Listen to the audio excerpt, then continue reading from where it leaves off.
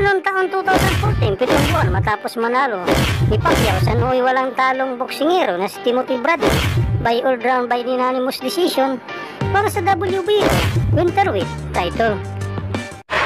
From Sarangani Province, Philippines, from WB.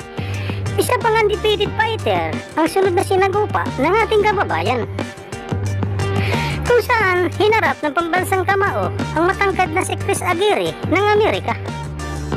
Ang boksingero magbibigay daw ng agresibong laban kay Pacquiao at magpapakita ng isang sinuhanting panalo sa laban.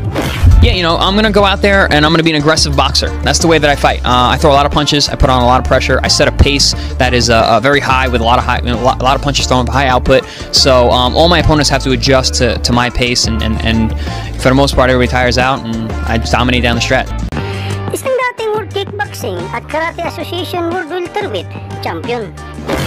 Naging matagumpay muna ang karera ni Aguirre sa kickboxing na may malinis na kartada sa kanyang pangalan bago ito pumasok sa mundo ng professional boxing. Nagtala ito ng 19 na sunod-sunod na panalo bago napalaban sa isang pandaigdigang kampyonato noong 2014. Binulantang ang Amerika ng talunin ang Russian fighter na si Rustam Komoliko noong kasalukuyan WBO World Junior Welterweight Champion. You just showed the boxing world. I showed the boxing world who Chris Aguirre is. Kaya naman tiwala ang kampo ni Aguirre na kaya kontrahin ng kanilang boksingero ang mga kidlat at ang bilis ni Pacquiao sa bakbakan. Kaya malaki ang paniniwala ng mga ito na kahit sinong boksingero ang itapat kay Aguirre, kahit pa si Pacquiao, ay tatalunin ito sa laban. I know how to train my boxer to beat any boxer in the world. So I know Chris Aguirre. I know what Chris Aguirre can do, and Chris Aguirre will beat Manny Pacquiao. Balikan natin ang naging laban ng ating kababayan kontra sa undefeated Jewish fighter na si Chris Aguirre, na walang bilib sa bilis na galawan ni Pacquiao sa laban, at alamin kung paano nga ba pinabagsak na 6 na bisis ni Pacquiao si Aguirre sa bakbakan. Gamit ang pambihirang lakas at bilis ng pambansang kamao na hindi nito malilimutan. Ang bahagi ng laban, agresibong Manny Pacquiao na ang bumungad sa depensa ni Chris Aguirre.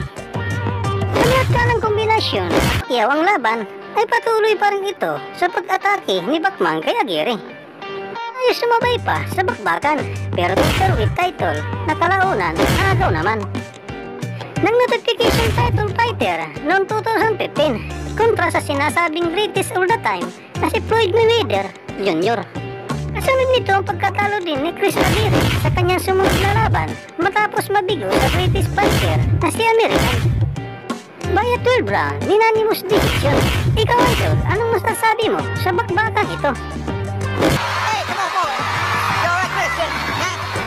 Para sa inyong opinion, i-comment mo na yan sa ating comment section sa ibaba.